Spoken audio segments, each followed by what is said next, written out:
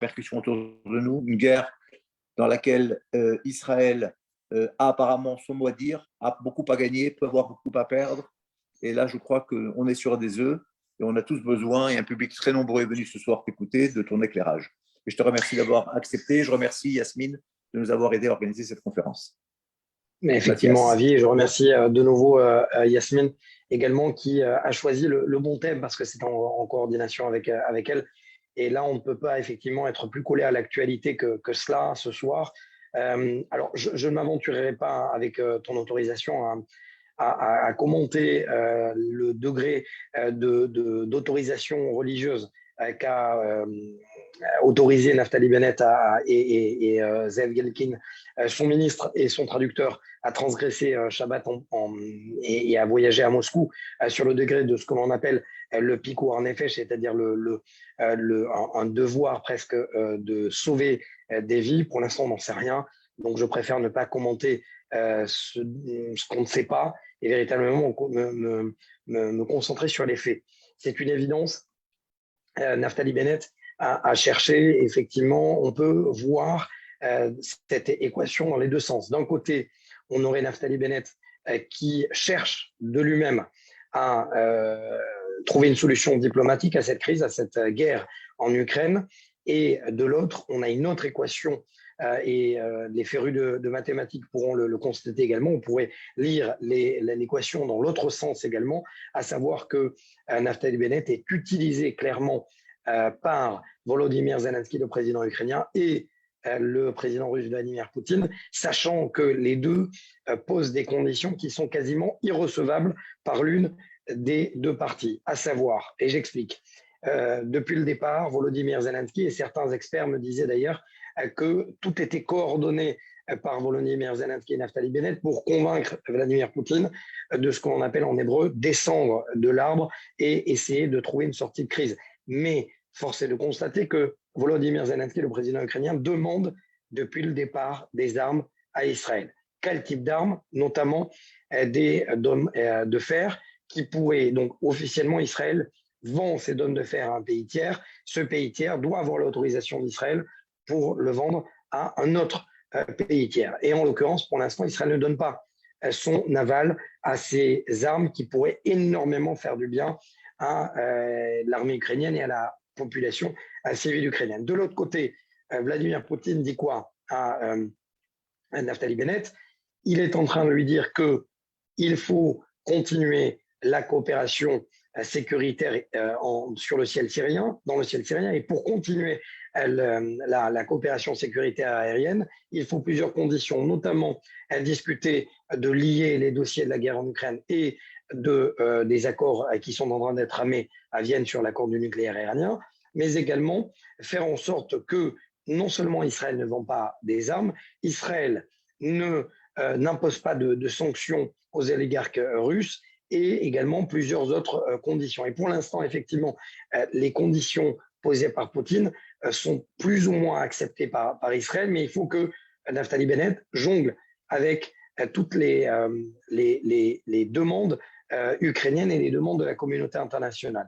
On a vu un Naftali Bennett qui est allé à Moscou, le premier donc dirigeant occidental qui est allé à Moscou. Ensuite, du côté de Berlin, discussion avec Emmanuel Macron et de nouveau discussion avec Volodymyr Zelensky. Aujourd'hui, d'ailleurs, Naftali Bennett a de nouveau parlé non seulement au président ukrainien par téléphone, mais également avec Vladimir Poutine. Alors, tout cela fait en sorte qu'on peut voir une grille de lecture dans deux sens.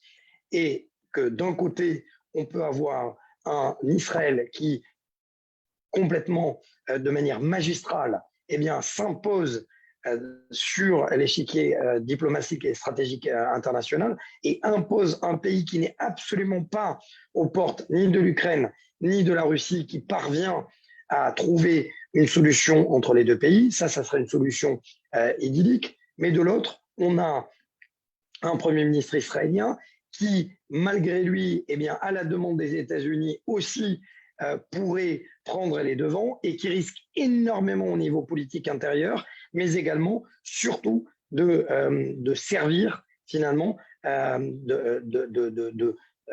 comme une sorte de poupée à la géostratégie russe et ukrainienne. Sachant que, et là je vous annonce clairement, le fait que Naftali Bennett, en plein Shabbat, on apprend à la sortie de Shabbat que Volodymyr Zelensky, le président ukrainien, n'a pas accepté le coup de fil lancé par Naftali Bennett avant sa rencontre avec Vladimir Poutine. Selon mes propres sources, tout était coordonné à l'avance et qu'il y avait une volonté de Volodymyr Zelensky de refuser l'appel de Naftali Bennett pour aller du côté de Vladimir Poutine et donc de négocier.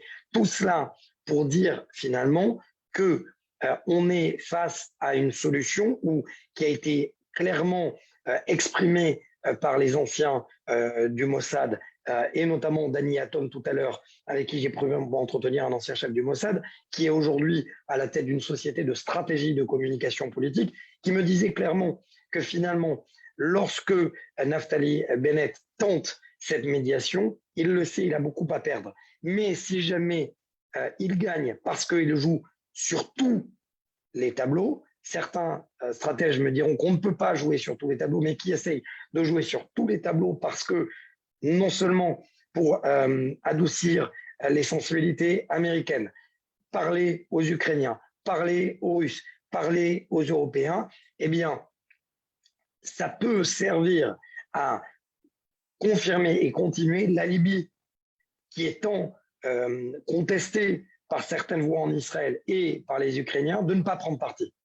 Parce qu'en jouant les médiations, finalement, on gagne un alibi. On gagne une manière de dire je ne prends parti pour aucune des deux parties, justement. Et ça, c'est un jeu stratégique extrêmement bien ficelé, que maîtrisait parfaitement à l'époque Benyamin Netanyahou avec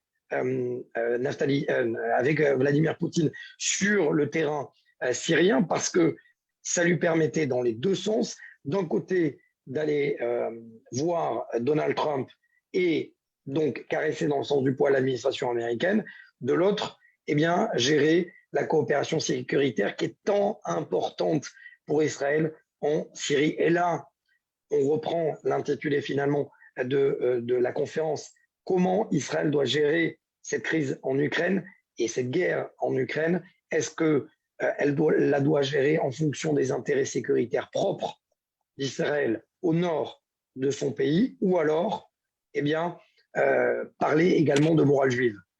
Pour l'instant, Israël joue sur tous les tableaux. Pourquoi c'est intéressant? Prenons étape par étape. Il y a quoi dans le nord d'Israël? Il y a une armée russe qui a sauvé le régime de Bachar al-Assad depuis 2015. C'est en fait, en 2015, l'armée de Bachar al-Assad est en train de perdre le chemin du Kalamoun, entre Damas et Beyrouth. Sur place, il y a Daesh.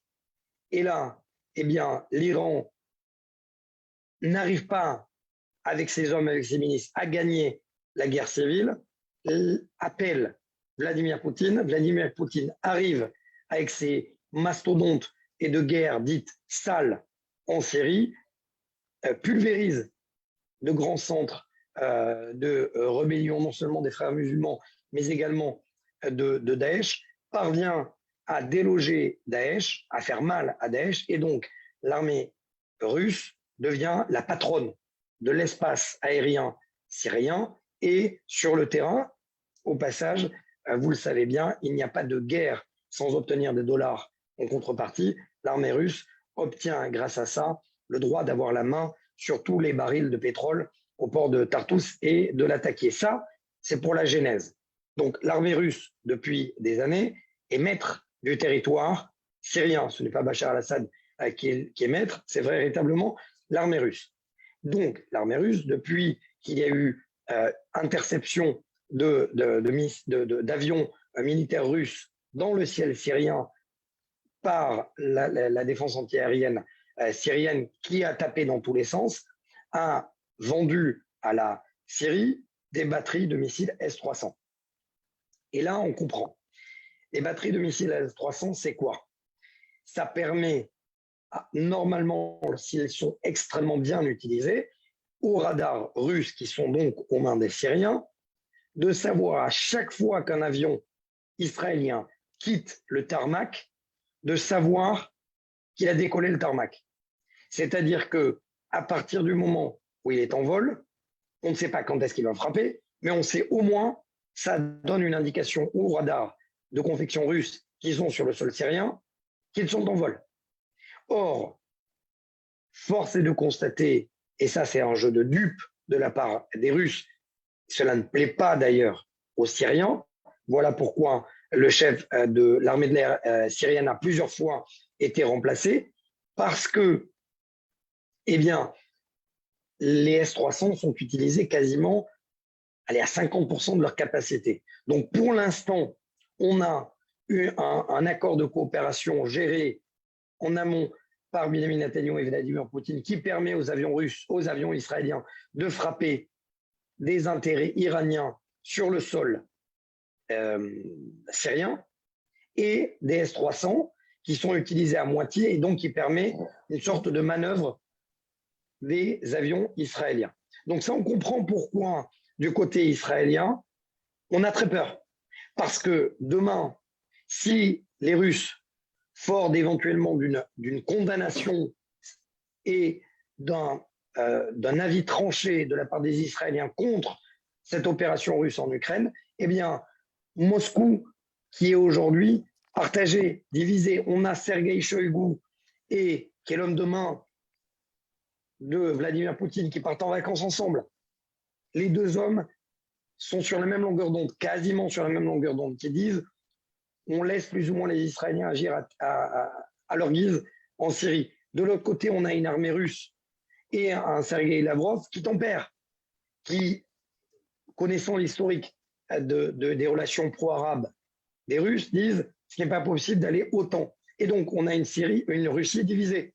Mais si jamais Israël, voilà ce que disent les stratèges, si Israël condamne fermement, au nom de cette morale juive, l'opération russe, eh bien demain, peut-être qu'on pourra éventuellement non seulement augmenter la capacité d'opération des S-300, mais également moins de coopération, peut-être donner des renseignements précis aux Iraniens sur le va-et-vient des avions de renseignement ou des opérations de renseignement de l'armée israélienne. Et donc, voilà ce qui fait peur aux stratèges israéliens. Qui plus est, au moment où l'accord sur le nucléaire est géré à Vienne. Quand on sait, je suis désolé d'aller trop dans les détails, peut-être que je vais vous perdre, mais il faut le comprendre. Comme par hasard, l'armée russe, la Russie, pardon, avec l'armée russe, est en train de voir que les contrats gaziers de Nord Stream 2 sont quasiment rendus caducs par l'Allemagne et par l'Europe. Donc, il y aura beaucoup moins de gaz qui va arriver en Europe. Or, et vous voyez où je veux en venir, l'Iran, si jamais il y a un accord sur le nucléaire qui est signé, le gaz iranien sera, entre guillemets, lavé de sanctions. Donc, va pouvoir inonder la région. Et c'est contre les intérêts des Russes. Donc, la Russie n'a pas forcément intérêt à ce qu'il y ait un accord sur le nucléaire concernant justement cette donnée du gaz iranien, et donc a une oreille attentive du côté également de Jérusalem. Et là, on comprend toute la complexité de la diplomatie. Quand on parle de diplomatie, on parle de stratégie, de la stratégie israélienne. Est-ce qu'on va avec l'alliance historique, stricto sensu, américaine, ou occidentale, qui dit condamnons l'opération russe, quoi qu'il en soit, au nom de cette alliance occidentale, ou alors jouer et essayer de jouer sur les deux tableaux pour essayer d'obtenir également non seulement une liberté d'opération en Syrie, mais également essayer de convaincre les Russes qu'il ne faut pas signer cet accord avec l'Iran au nom de l'argent qui va couler à flot et qui pourrait donc engendrer des problèmes même pour l'économie russe. Ça, c'est du côté israélien. Il y a un autre problème. Lorsque l'Europe et les États-Unis disent qu'ils vont livrer près de 1 milliard de dollars ou d'euros d'armement dit défensif. Et là, ne jouons pas sur les mots. Un missile anti-char, je ne parle pas, bien évidemment, de la manière dont la communauté internationale va défendre ou va aider l'armée ukrainienne à se défendre. Je parle des mots. Les mots ont un sens. Lorsqu'on dit que ce sont des armes défensives, c'est jouer sur les mots. C'est jouer sur de l'hypocrisie.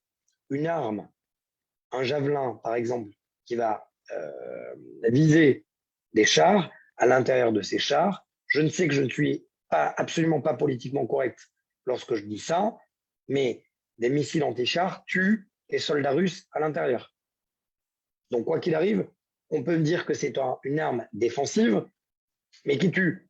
Lorsqu'une arme de missile Stinger qui vise des avions russes, les missiles vont abattre des avions russes, certes, qui pilonnent, et là, il n'y a aucune contestation possible, qui pilonnent des intérêts militaires ukrainiens, mais également de plus en plus de positions civiles ukrainiennes.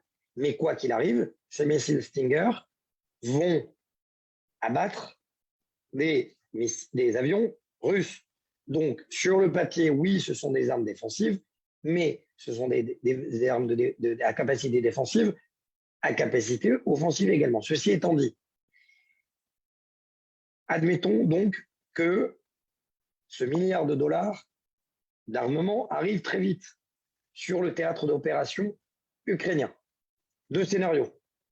Soit l'armée ukrainienne, jusqu'à ce qu'un accord est trouvé avec la Russie, bien, maintient la pression sur le terrain, maintient la résistance, a la main sur ses armes. Entre guillemets, de manière très cliché, très manichéenne, tout va bien.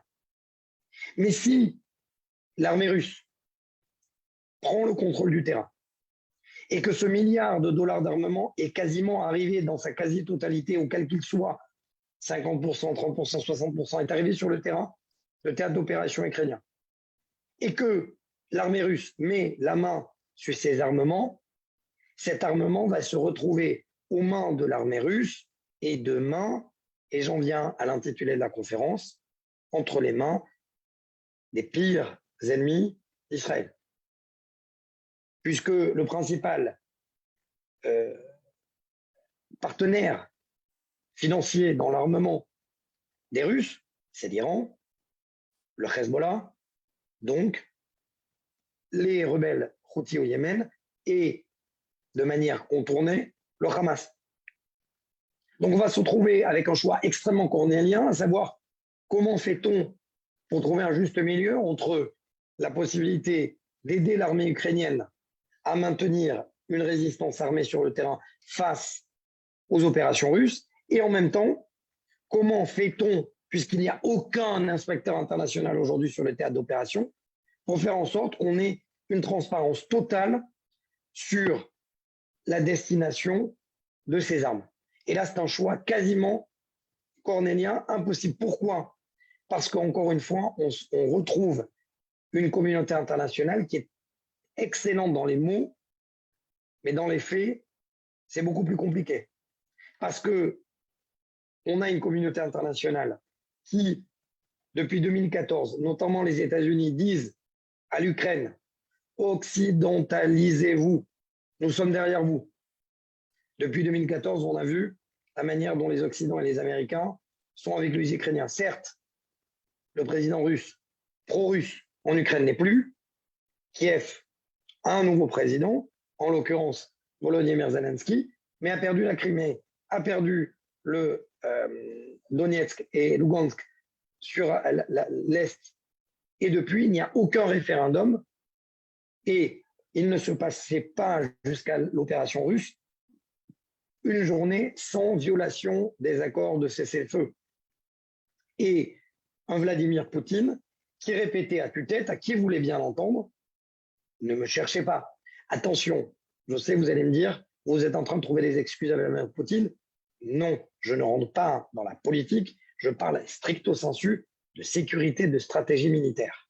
On a un président russe qui n'arrêtait pas et qui ne cessait pas de dire n'occidentalisez pas à outrance l'Ukraine, comme vous avez tenté de le faire en Biélorussie, comme vous avez tenté de le faire au Kazakhstan récemment, parce que dans les faits, on le sait, les régimes démocrates aux États-Unis ont tendance à fomenter des révolutions dites populaires, dites démocrates, pour contrer des régimes qui sont généralement contraires à l'idéologie démocrate.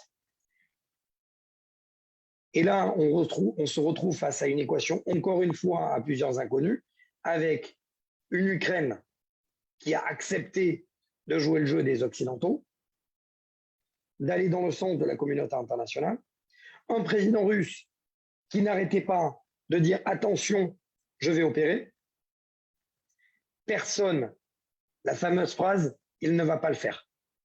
Cette phrase a été rendue caduque, obsolète. Personne, aucun stratège européen ou occidental ou américain ne pensait que le président russe allait lancer une guerre d'un État contre un autre. La preuve, c'est que cette fameuse ligne de Barack Obama, souvenez-vous, devant la tribune des Nations Unies, attention, si Bachar al-Assad continue ses attaques chimiques, nous opérons. Ce que l'armée américaine n'a pas fait, c'est-à-dire rentrer en guerre contre un État, c'est-à-dire les États-Unis contre la Syrie, eh bien, l'armée russe l'a fait. Et donc, le fameux dogme de « il ne va pas le faire » a été rendu caduque. Donc, il l'a fait. Pourquoi c'est important aujourd'hui? Je viens d'en parler à l'antenne. Aujourd'hui, le président russe dit via son armée « attention, nous ne sommes pas dupes. Nous savons via nos radars que les avions ukrainiens vont soit se ravitailler, soit être réparés sur le sol des pays limitrophes à l'Ukraine qui font partie de l'OTAN. En l'occurrence, peut-être la Pologne et la Roumanie. Et qui dit, pour nous, c'est une déclaration de guerre.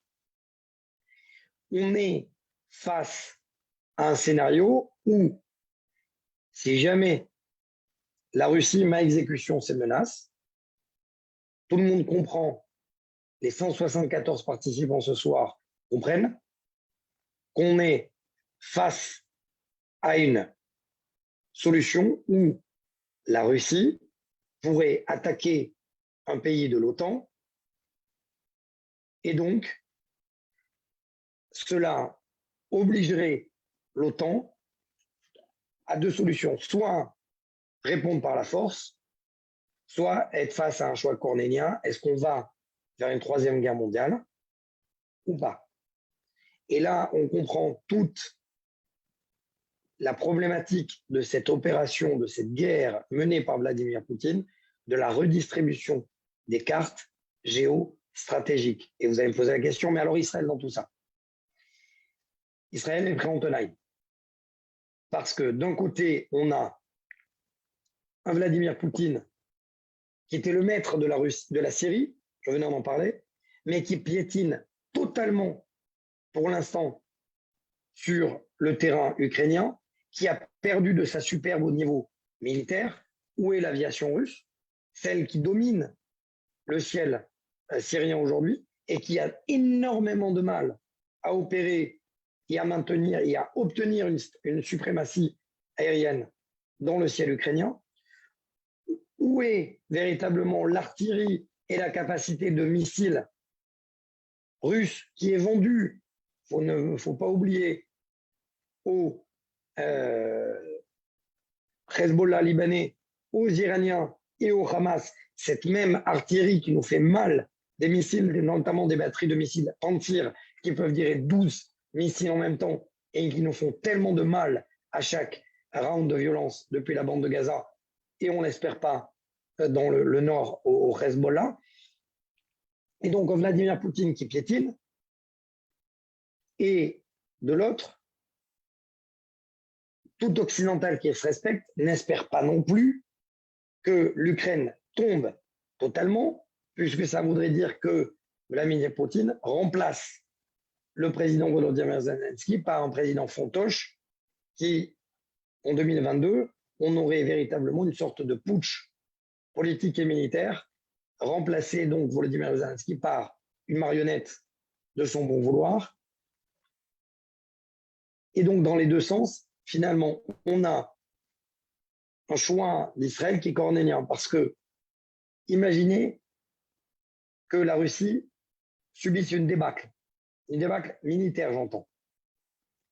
Ça voudrait dire que immédiatement tout l'axe qui est aujourd'hui se range derrière la Russie, comprendrait que l'ogre russe n'est pas aussi fort que ce qu'il n'était. Et je m'explique. Ça voudrait dire immédiatement que les Chinois auraient le soin d'opérer comme ils le veulent à Taïwan. Ça voudrait dire que l'Iran comprend qu'elle n'a plus d'alliés si forts que cela, qui s'appelle la Russie, donc pourrait tenter d'opérer. Ça voudrait dire que le Hezbollah pourrait avoir l'ordre d'opérer parce que la Russie n'est plus là pour tempérer. Ça voudrait dire, comme par hasard d'ailleurs, au moment de l'opération russe, le Premier ministre pakistanais était à Moscou. Ce n'est pas par hasard. Depuis, il y a des manœuvres pakistanaises contre l'Inde dans la région du Cachemire. On a toute une sorte d'alliés stratégiques et militaires de la Russie qui pourraient se réveiller. De l'autre, si jamais la Russie l'emporte sur le terrain et que Volodymyr Zelensky est remplacé complètement par une sorte de marionnette, la Russie gagne son pari, mais demain peut faire jouer dans les négociations avec Israël. Vous n'avez pas été avec nous, et donc donner, pourquoi pas, l'autorisation à l'Iran de faire plus de dégâts en Syrie, alors que même l'accord avait été trouvé en 2018 entre les États-Unis et la Russie de faire en sorte qu'il y ait une sorte de couloir, 80 km de non-présence iranienne le long du plateau du Golan. Demain, la Russie pourrait décider en position de force de dire aux Iraniens, les Israéliens n'ont pas été avec moi, eh bien je décide de laisser faire un petit peu plus les Iraniens à la frontière. Et donc là, on est véritablement, et on revient au thème de cette conférence, que doit faire Israël? Si j'étais Premier ministre, je vous aurais donné la réponse, ce que je ne suis pas, mais en termes de stratégie pure, malheureusement, je dis bien malheureusement, et je sais que certaines critiques vont être émises par rapport à ce que je vais dire, ce n'est pas mon avis personnel, mais c'est de l'avis général de la plupart, de 95% des stratèges de renseignement et militaires, ceux qui ont connu la guerre, ceux qui l'ont fait, ceux qui l'ont pratiqué, ceux qui la vivent au quotidien. Israël doit faire très attention à ne pas frontalement défier la Russie. Malheureusement, c'est un fait, parce que ce que je disais, c'est-à-dire que la communauté internationale est très forte dans les mots et peut-être moins dans les actes. Si Israël demain se retrouve face à 2 pilotes de F-15 ou de F-16, selon des rapports étrangers qui opèrent en Syrie, qui sont abattus par la défense antiaérienne syrienne, ce n'est pas l'Europe qui viendra pleurer les morts de soldats ou de pilotes israéliens. Si jamais il y a une guerre aux portes d'Israël, que ce soit à Gaza, en Syrie ou au Liban, c'était la fameuse guerre du Nord, ou plus loin avec l'Iran, on le sait,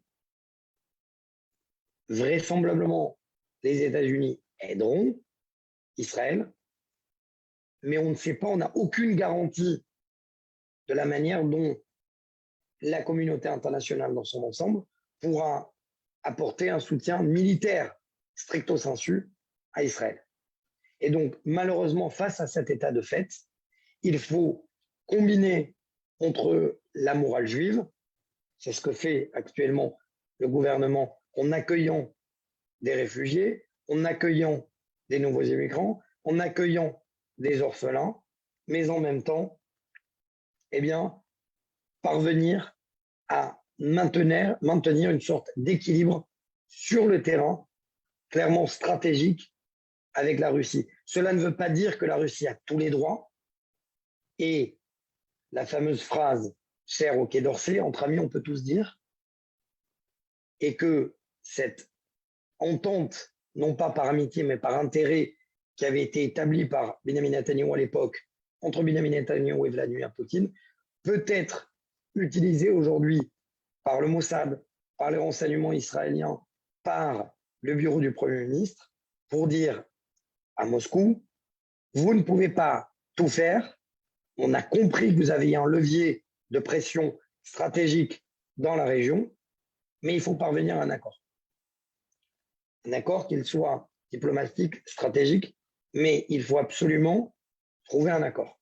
Pourquoi? Parce que derrière, encore une fois, on a, et je le répète, les yeux de la communauté internationale aujourd'hui sont rivés du côté de l'Ukraine et la Russie, mais demain, s'il y a un accord sur le nucléaire qui est signé, et visiblement, selon Anthony Blinken, selon l'administration américaine, il est clair que visiblement, on en prend le chemin. Si l'accord sur le nucléaire est signé, c'est quasiment une extrêmement, je ne vais pas utiliser les mots de catastrophe, mais une extrême mauvaise nouvelle pour la défense israélienne, parce que cela voudrait dire qu'il y aurait énormément de dollars qui vont couler à flot en direction de l'économie iranienne, en direction des gardiens de la révolution, en direction de personnalités qui ne seraient plus sanctionnées, soit dit en passant. Et j'ai posé la question tout à l'heure, pour ceux qui m'ont entendu en direct, si jamais cet accord est signé, Ali Khamenei, le guide suprême iranien, qui véhicule le terrorisme international, serait moins sanctionné aujourd'hui que Vladimir Poutine demain. Donc vous voyez bien la situation complètement rocambolesque. En plus de ça, les inspecteurs de l'AIEA ne seraient pas autorisés à aller visiter les nouveaux sites. On est face à un choix cornélien.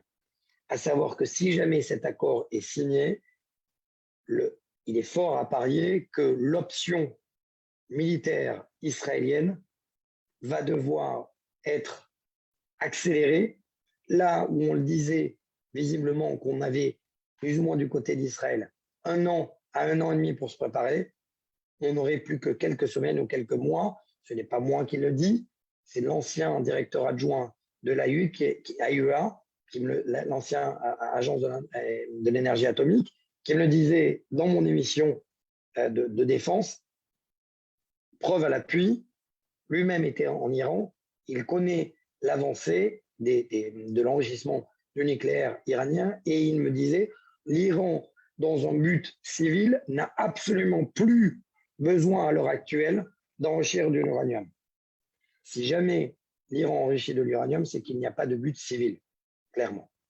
Donc on comprend que tous les dossiers sont liés. Si Israël peut, à travers cette guerre en Ukraine, et je rejoins, oui, Naftali Bennett, si jamais il peut être entendu par Vladimir Poutine, si jamais, encore une fois, si et seulement si, il peut être entendu par Vladimir Poutine, et non pas être utilisé par Vladimir Poutine, et lui dire, malgré la faiblesse de son expérience diplomatique, dire à Vladimir Poutine, attention, si jamais le conflit en Ukraine continue, mais qu'en parallèle, vous actionnez le mécanisme de signature de l'accord de l'Iran, ce n'est pas une guerre que vous allez avoir en Ukraine.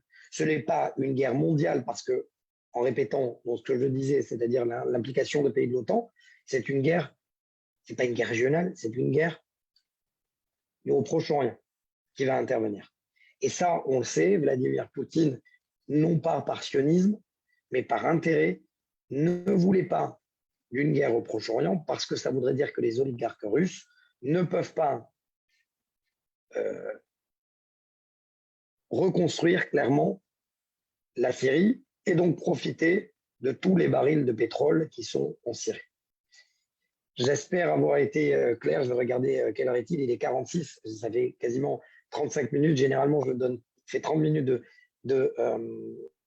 d'exposé et je laisse les questions. Je vous laisse maintenant à vous pour qu'on me Si je peux poser la question, j'espère avoir été Je te clair. remercie. J'ai essayé de suivre. C'est effectivement un imbroglio qui n'est pas simple et j'allais dire dans toutes les implications que chaque petit mouvement à gauche ou à droite peut avoir et sur le conflit et sur la position d'Israël et sur ses implications au Moyen-Orient. Et on n'a pas parlé avec ça de est-ce qu'Israël est perçu comme le bras actif des États-Unis dans ce conflit.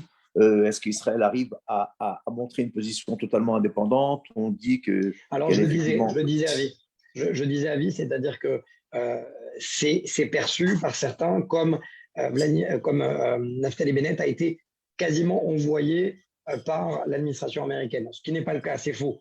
Naftali Bennett n'a pas été envoyé, il a juste coordonné, ou plus exactement prévenu l'administration américaine de son déplacement.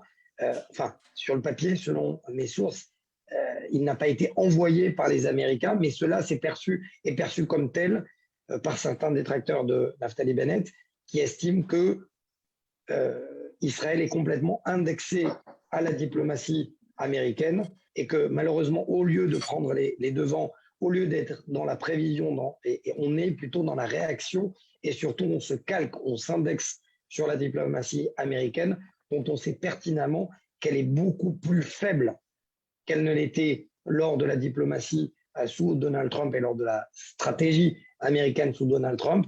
On a une Amérique qui est prête à faire d'énormes concessions à Vienne. On a une Amérique qui parle haut et fort, qui sanctionne, mais qui est sur le terrain, clairement, n'intervient pas pour contrer Vladimir Poutine. Donc là aussi, il y a de nouveau un problème de géostratégie. Il y a une personne, évidemment, je ne veux dire pas qui nous manque, mais qui aurait été un acteur intéressant de comprendre la position de Benjamin Netanyahou. Est-ce que la droite israélienne aujourd'hui va endosser la position de Bennett? Est-ce qu'il y a des accords où il y a un consensus fondamental sur sur la politique israélienne actuelle là-dessus? Aucun. Pour l'instant, Benjamin Netanyahou, en bon stratège qu'il est et en vieux dinosaure de la politique, c'est que si demain il redevient par une certaine processus politique, on ne va pas rentrer dans les détails, mais Premier ministre ou il occupe des fonctions politiques importantes, il sait que n'importe quelle déclaration de sa part pourra avoir des implications immédiates au niveau de l'Ukraine et au niveau de la Russie. Je le disais en préambule, il arrivait avec une sorte de baguette magique à mener la chèvre le chou. Benjamin Netanyahou, pendant des années, c'est son credo, c'était son cheval de bataille, clairement, d'essayer d'avoir une sorte de connaissance diplomatique et surtout de pouvoir parler à tout le monde, sachant que Benjamin Netanyahou, en parallèle, est très critique en revanche sur la diplomatie israélienne qui s'indexe toujours sur la diplomatie américaine concernant l'accord sur le nucléaire iranien. Bon, je crois que comme beaucoup de gens l'ont dit, c'est très clair, c'est très précis, ça nous amène maintenant à regarder les informations, j'allais dire, avec une optique beaucoup plus large, en se posant beaucoup plus de questions sur chacune des développements et ne pas regarder simplement le fait que j'allais dire, les chars russes sont sur la route de Kiev et sont bloqués. Qu'est-ce que ça veut dire? Qu'est-ce que ça peut impliquer? Qu'est-ce que ça peut amener aussi en Israël au niveau d'une victoire, d'une non-victoire militaire, de ce pont aérien militaire qui n'est pas simplement un pont aérien, avec toutes les implications que nous a données? Je crois que c'est un peu des clés de réflexion avec une vision israélienne qui est importante. J'ai vu une question qui me semblait importante concernant est-ce qu'il pourrait y avoir aujourd'hui une confrontation russo-israélienne en Syrie. Je ne le pense pas, pour la simple et bonne raison qu'il n'y a aucun intérêt à ce que les deux pays s'affrontent et que il y a eu déjà une gestion de crise par la Russie à l'époque, lorsque, et je le disais en amont, lorsque la DCA, la défense antiaérienne syrienne, a frappé dans tous les sens et qu'elle a abattu un avion militaire russe à l'intérieur desquels se trouvaient des officiers de premier rang. Israël a su faire les deux ronds, a parlé à l'époque avec le Kremlin pour éviter une confrontation directe entre les deux pays. Et qui plus est, récemment, on l'a vu, la Russie, de manière quasiment chirurgicale, a laissé faire Israël, selon des rapports étrangers, dans les bases de... je vais répondre à Mme Lipsitz. Je lisais en même temps la question. Sur les bases, il y a des bases russes, notamment de Khmemim, à l'attaquer, autour desquelles il y a des intérêts iraniens, et les Iraniens ne sont pas fous. Ils avaient mis jusqu'à présent des intérêts iraniens et des armes extrêmement sophistiquées, et l'aviation israélienne, de manière quasiment chirurgicale, selon des rapports étrangers bien évidemment, et je reste prudent, a frappé des intérêts iraniens quasiment à quelques encablures de l'aviation russe sans que celle-ci ne soit endommagée. Donc on voit bien qu'il y a une coopération quasiment au millimètre près dans ce domaine-là. Soit dit en passant que ce qui est remarquable de voir, c'est que l'aviation israélienne qui opère aujourd'hui et qui sait, grâce à des briefings, si vous suivez les émissions de défense, lorsque je pose les questions à l'armée de l'air et à des officiers, lorsque je dis pourquoi vous arrivez à ce degré d'excellence, eh bien ce degré d'excellence, ils me répondent, il est dû au rythme des entraînements. Et on le voit bien, l'armée russe montre combien, malheureusement, elle n'a pas compris, elle est vieillissante, elle maîtrise l'espace aérien syrien parce qu'elle n'a quasiment aucune confrontation au sol, mais lorsqu'elle doit faire face à une armée qui résiste, à des armes plus sophistiquées internationales et russes, soit dit en passant, aux mains des Ukrainiens contre son aviation même, on voit que l'aviation russe qui frappe très bas pour toucher plus de cibles n'arrive pas à imposer une supériorité aérienne, et on voit que d'où l'importance des entraînements à répétition de l'armée israélienne et de l'importance des manœuvres à répétition également. C'est soit, alors je disais, Françoise, les petites, pour le soit gaz. le gaz russe, soit le gaz iranien. On en est presque là, malheureusement. Pourquoi? Parce qu'on aurait pu éventuellement trouver un troisième larron. Peut-être ça va être l'objet d'une chronique dans Défenseur et 24 News cette semaine. Je n'en suis pas certain. Mais il y a un acteur qui s'appelle l'Algérie qui a mis fin au gazoduc Maghreb-Europe. Pourquoi? Parce que l'Algérie est contre le Maroc.